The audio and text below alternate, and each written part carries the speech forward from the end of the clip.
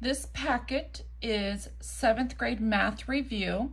You can use this for the end of 7th grade math so that students review all the math concepts that they have learned, or you can also use this when students are in 8th grade in the beginning of the year so that they can review the 7th grade math concepts. So you will see that I have broken down my packet into units. The first couple pages is number sense, and so the left side of each page it's color coded, so that works nicely so that you can see that these are all the same unit.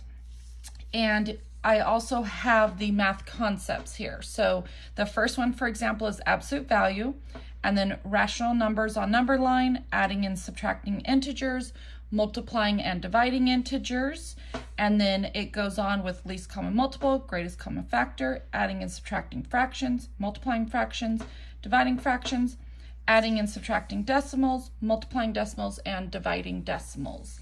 And this, again, these first 3 pages is just number sense, and you will see that in the table I include an example. So the first box right here has an example, and then this column right here is problem A. So it's one problem. Some of them have a little more than one, you can see, but it's basically one problem that you will use the example to help you solve. And then the next column is problem B, and this one is a little bit harder, but it's the same math concept right here. So here is all of number sense. So you can see I have this is the second page, and then this is the third page. And once students are done with number sense, then they go on to, this is ratios and proportional relationships, which is my green. And you can see that I have unit prices, proportions, proportional relationships in a table, unit rate on a graph, and then the next one is decimals, fractions, and percents, markdowns, markups, along with selling price, sales tax. I have tip, commission, percent increase and decrease, and then simple interest and balance. So again, that was 7-point RP. And if I move on, I now have expressions and equations.